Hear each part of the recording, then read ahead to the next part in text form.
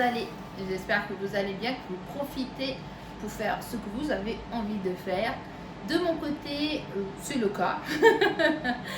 J'espère en tout cas que vous allez passer un bon moment avec cette nouvelle vidéo.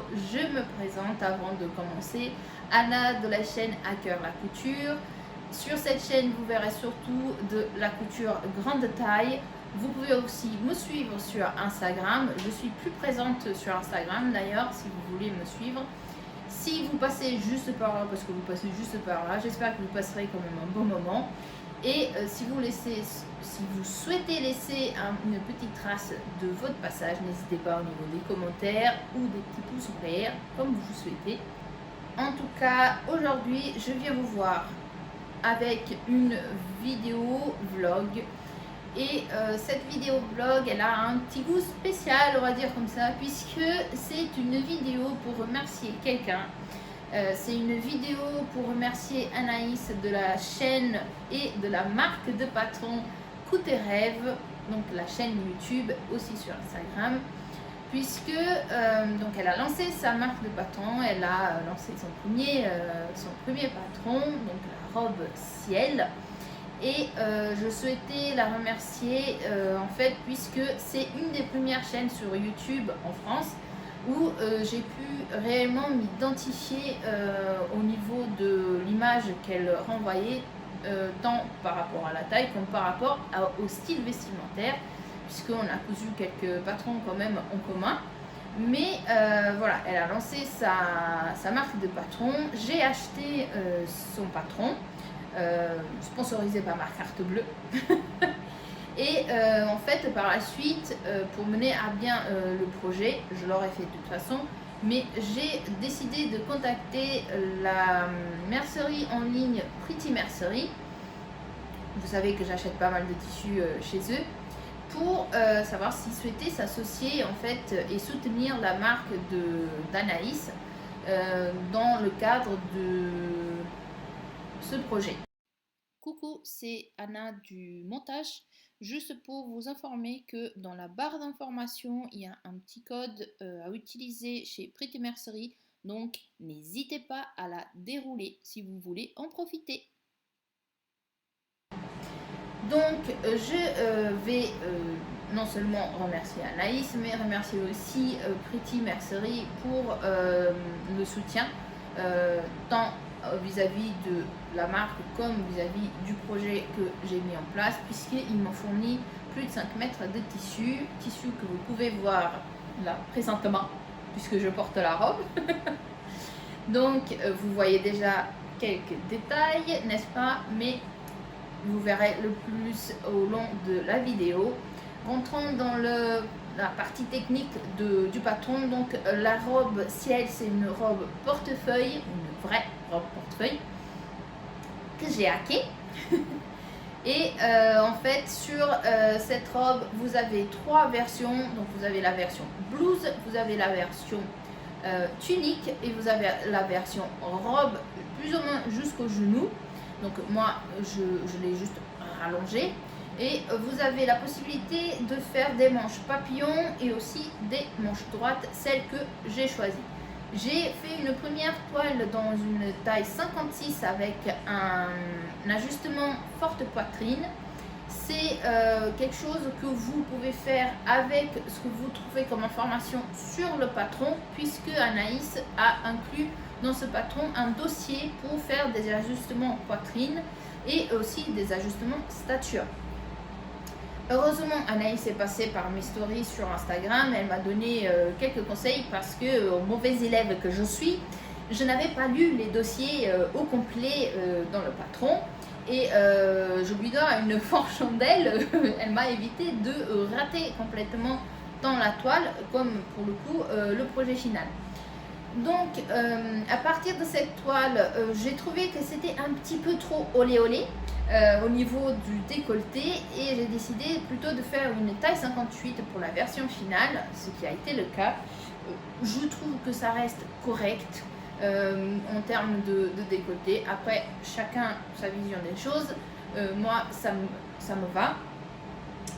Est-ce que j'ai oublié de vous dire autre chose? J'ai déjà mentionné auparavant, mais Du coup, le patron ciel, alors je regarde par là parce que j'ai le petit mémo.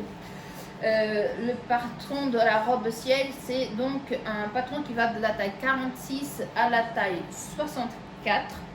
Ce qui est, voilà, comme je disais auparavant, plutôt rare. Il y en a quelques marques en France, mais c'est assez rare. Et je pense que c'est à peu près dessus. Alors, les marges sont incluses sur le patron. Elles varient par rapport au côté et à l'intérieur au niveau du montage de la robe, puisque sur les côtés, vous avez 1,5 cm de marge de couture, ce qui peut permettre en fait d'adapter si on a besoin par exemple de 0,5 cm plutôt que de coudre à 1,5, on va plutôt coudre à 1 cm, comme ça on garde on gagne un petit peu d'aisance, ce qui peut être intéressant. Ensuite, c'est une robe au niveau de la finition avec une parmenture qui m'a donné un peu de fil à tordre. Autant dans ma toile, pardon, je n'ai pas eu aucun problème. Par contre, ici, j'ai été obligée de la surpiquer puisque je pense que c'est dû au fait que le tissu il est très fin, très léger et du coup, il ne se comporte pas tout à fait de la même façon.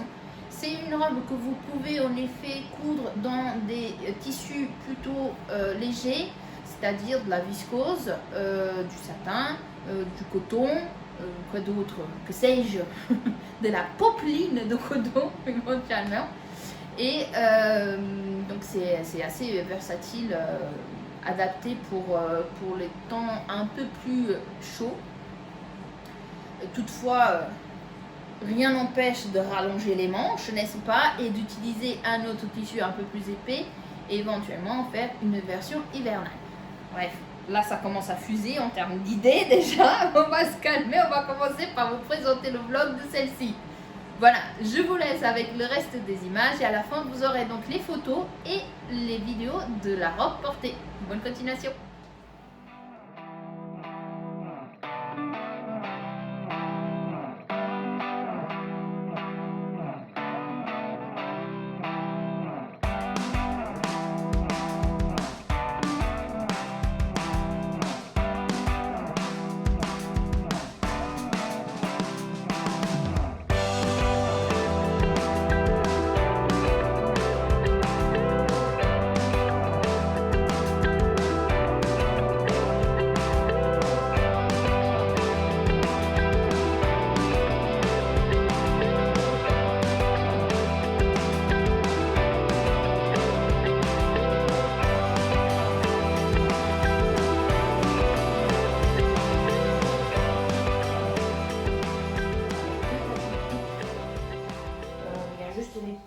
Qui passe, ça encore à la limite, ça peut le faire, mais du coup, ça tiendrait comme ça.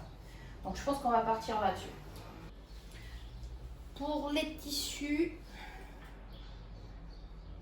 voilà une viscose fleurie avec un fond beige qui vient de chez Prit et Mercerie. Et vu qu'il n'y avait pas assez du métrage de ce tissu, pour compléter, j'ai pris une mauve. Alors, il y avait soit mauve, soit violet, mais je voulais pas en fait un violet trop fort. Et je pense que les deux se marient quand même bien. Donc ça va être une version bicolore. En quel sens ? Je ne suis pas encore certaine. Et du coup, je me suis dit, peut-être que je vais faire le derrière dans l'autre couleur et tout le devant dans celle-ci. Et en fait, si vous me percevez de dos, vous verrez l'autre couleur. Et puis quand je me tourne sur le devant, vous verrez de devant, ce sera la surprise. Mais j'ai aussi pensé à faire toute la partie jupe avec celle-ci et la partie haute de la robe avec l'autre viscose. Donc je vais voir en fait combien de tissu il va en rester de celle-ci. Je vais couper les jupes et je pense qu'au fur et à mesure, je regarderai, je déciderai comment je vais procéder. Alors, on a changé de lieu parce que travailler pas plus dur, mais travailler plus intelligemment. Ici, on est dans la cuisine où j'ai mon plan de travail qui est beaucoup plus haut, où vous m'avez déjà vu couper certains tissus. Et mon dos, il va être reconnaissant, n'est-ce pas? Parce que la table, elle est un peu basse, elle est un peu trop proche du sol. Et en venant ici, j'aurai moins besoin de me plier. Donc, je vais couper le reste ici. Il me manque donc la jupe devant. Non, pardon, la jupe d'eau. Ce qu'on vient de couper, c'est la jupe devant. Je vous ai pas mis tout parce que vous savez couper du tissu, n'est-ce pas? La seule chose que j'aurais à dire, c'est lorsque vous coupez la deuxième jupe, si vous faites comme moi, que vous ne fonctionnez pas au miroir, ce que je conseille de ne pas faire, c'est-à-dire couper le tissu en miroir, surtout si vous travaillez avec de la viscose comme moi, parce que ça bouge énormément. De surcroît, j'ai coupé la jupe devant, si vous avez remarqué, pas dans le droit fil, parce que ça permet d'économiser un peu de tissu. Et puis au niveau de la longueur, j'ai pas assez, en fait, si je veux faire les 3 pans de jupe dans le même tissu. Même là, je ne suis pas certaine que j'aurai assez de tissu, n'est-ce pas?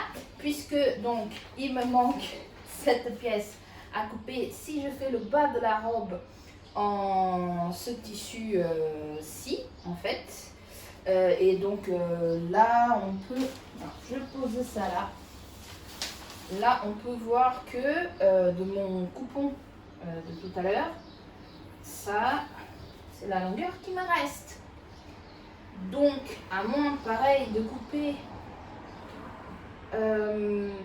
pas dans le droit fil, et encore, c'est même pas sûr, clairement, je vais pas pouvoir faire toute la jupe, je pense, dans ce tissu. Même si je le mets comme ça et que je le plie, j'ai un gros doute.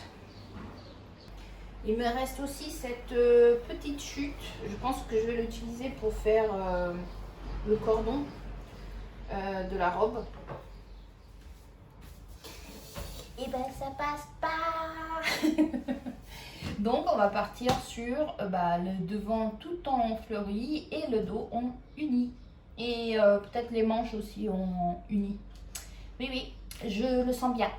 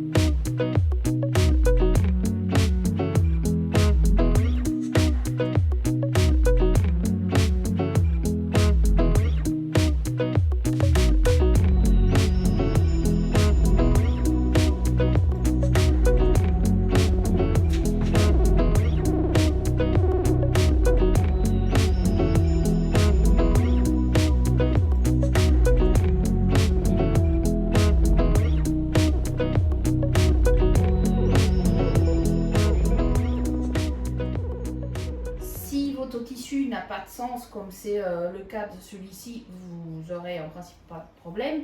C'est pas très problématique puisque c'est pas une jupe qui a besoin d'être coupée dans le biais.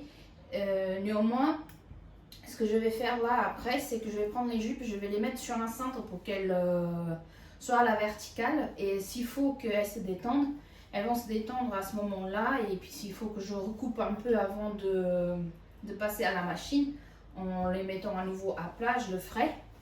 Mais ce que je veux dire, c'est que si vous prenez le tissu en ayant un sens de coupe, je pense que 5,20 m, c'est vraiment pas beaucoup. Pourquoi je dis ça? Parce qu'en fait, ma jupe, je vais vous prendre une pour vous la montrer.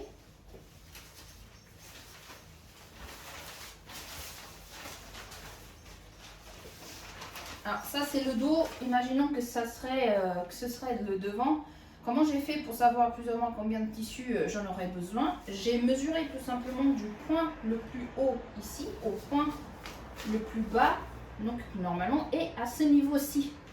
Et quand je mesure en fait cette distance, on est à peu près à la même dimension que si j'aurais mesuré dans l'autre sens sur le panneau devant. Donc je pense que il n'y en aura pas besoin de beaucoup plus de tissu, en tout cas si le tissu a un sens et que vous n'avez pas besoin de faire de raccords. Parce que si vous avez besoin de faire des raccords, là je pense qu'on va être, pardon pour le bruit, je pense qu'on va être au-delà des 5,20 m si en effet vous avez besoin de faire des raccords. Là pour moi c'est pas le cas. Et vous voyez qu'il me reste encore pas mal de tissu. Alors, sachant que la laisse de ce tissu est de 1,45 m, si je dis pas de bêtises. Si c'est le cas, je vous marquerai dans la vidéo. Mais vous avez même pour un petit peu, peut-être moins de 5,20 m. Mais les 5,20 m, c'est, vous savez, c'est toujours la marge de sécurité de prendre 20 cm de plus au cas où quelque chose ne se passerait pas tout à fait comme on souhaiterait, n'est-ce pas? Et qu'il faudrait couper une petite pièce, on souhaite pour le coup.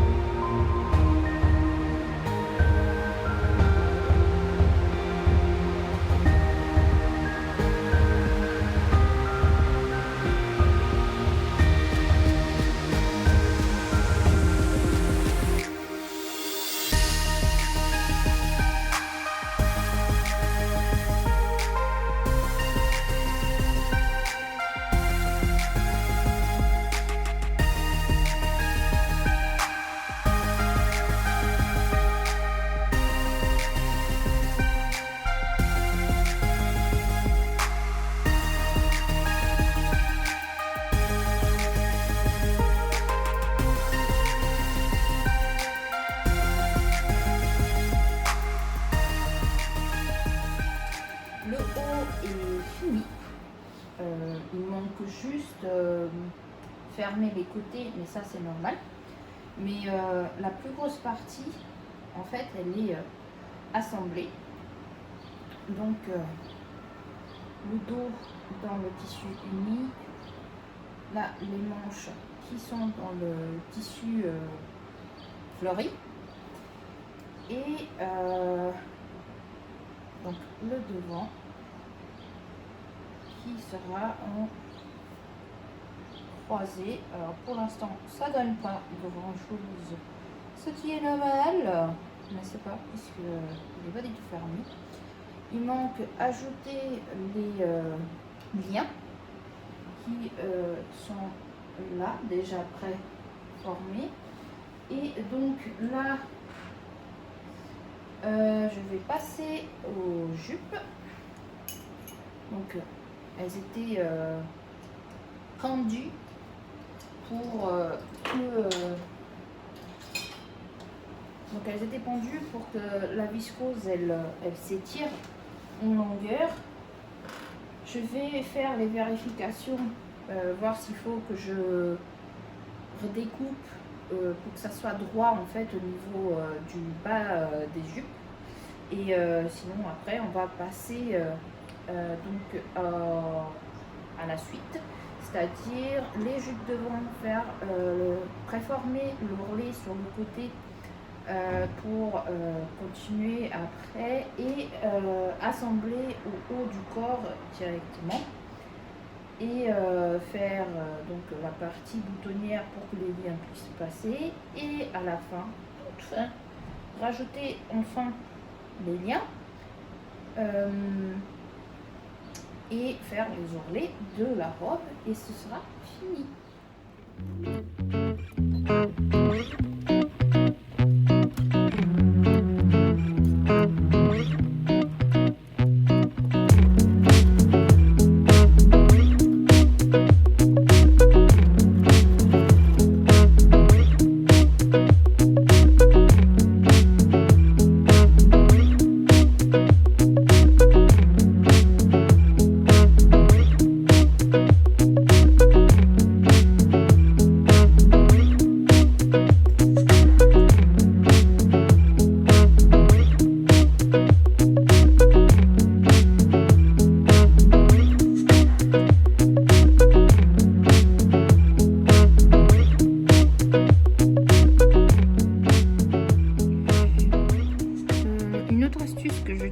Pour finir bien en fait l'ourlet, histoire de pas avoir en fait là, je vous montre le bout de tissu qui est là cru, qui viendrait dépasser en fait quand je vais faire le pliage. Ce que je fais, c'est, vu qu'on fait un pliage 2 fois, la première fois je fais mon pli normal, donc là c'est plié une fois. En fait, je prends la pointe et je viens faire un petit triangle. En gros, je ramène ça, la partie crue. Le téléphone il veut pas zoomer. Donc en gros, je ramène cette partie là vers l'intérieur et je fais un petit triangle en fait. J'essaie de vous montrer, mais c'est pas évident avec une main. Et en gros, en fait, quand ça va se plier, le bord cru va rester plié vers l'intérieur. Vous voyez, là, vous avez l'impression qu'il manque du tissu, mais en fait, il est plié vers l'intérieur. Je replie donc la deuxième fois et je coupe. Et en termes de finition, là, vous verrez pas de bord cru comme on peut voir parfois dans ce genre de pliage. Donc voilà. En fait, là, vous avez le fil qui reste. Je vais après rentrer celui qui est de ce côté vers ici. Je fais un petit nœud. Mais la finition, du coup, ça donne ça. Voilà. Vous n'avez pas de tissu à bord cru qui se voit en fait ici au niveau du coin, puisqu'il y a le pliage en triangle qui a été fait premièrement. Là j'ai raté un petit coup parce que avec une main c'est pas évident de contrôler aussi bien qu'avec les deux la direction du tissu.